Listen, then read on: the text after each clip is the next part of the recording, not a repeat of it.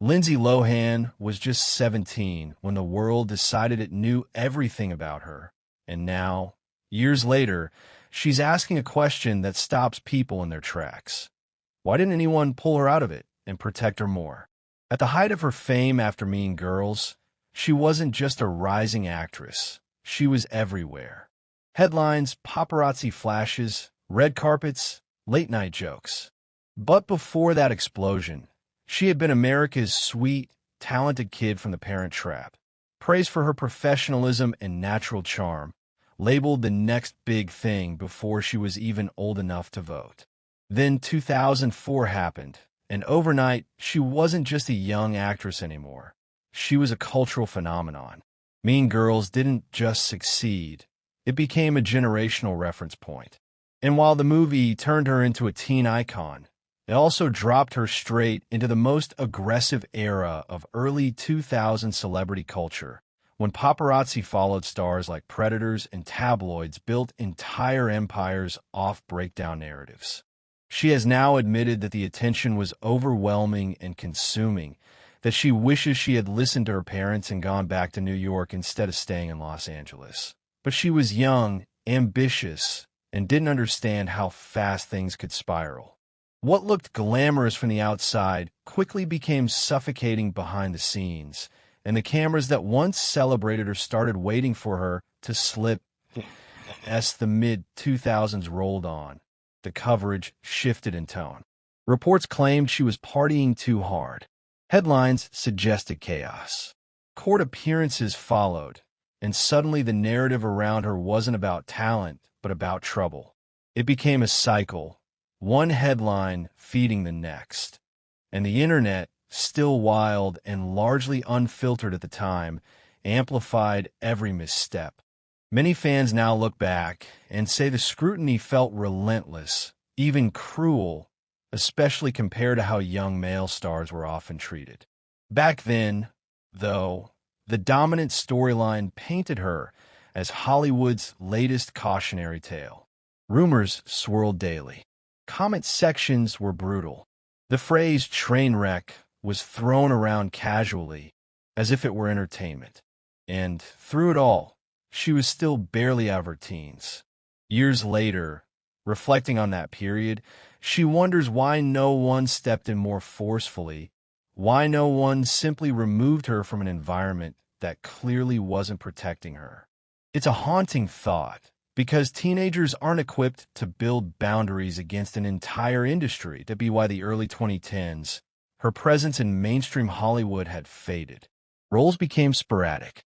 The excitement that once followed her name cooled into skepticism. Some believed her career was over for good. But instead of fighting louder for attention, she did something unexpected in 2014. She left. Moving to Dubai wasn't just a change of scenery. It was a complete reset. In interviews, she's explained that she wasn't having fun in the business anymore, that it didn't feel like a real life. Dubai offered privacy, distance from the U.S. tabloid machine, and stricter media boundaries. For the first time in years, she could exist without constant surveillance. Fans speculated about what the move meant. Was she done with acting? Was this permanent exile? But stepping away may have been the first decision that was entirely hers. It was quiet, it was strategic, and it gave her space to breathe. During that quieter chapter, something else unfolded away from flashing cameras. She began dating financier Bader Shamus around 2020. Their relationship developed largely out of the public eye, which was almost unthinkable compared to her earlier years. They got engaged in 2021, married in 2022, and in 2023 welcomed their son, Luai. The contrast between her early 20s and her late 30s is striking. Where chaos once dominated headlines, stability now defines her life. She has described finally feeling like she's living something real. Motherhood, in particular, seems to have shifted her center of gravity. The narrative is no longer about survival in Hollywood. It's about building a family and protecting her peace. And maybe that's why her recent reflections hit harder. When she asks why no one protected her more, it sounds like a mother imagining her own child in that position. Then came another surprise, the comeback.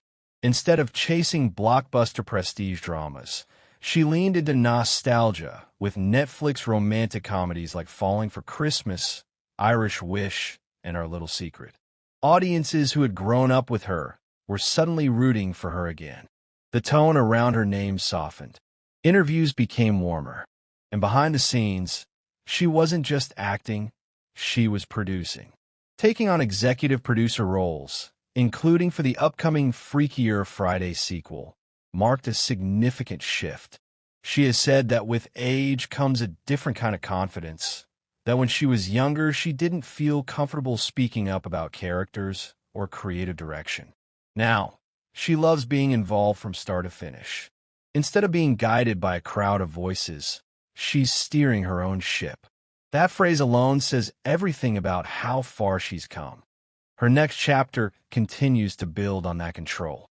She's set to appear in Hulu's adaptation of Count My Lies, with filming expected to begin in New York, the very city she once said she should have returned to when things first became overwhelming.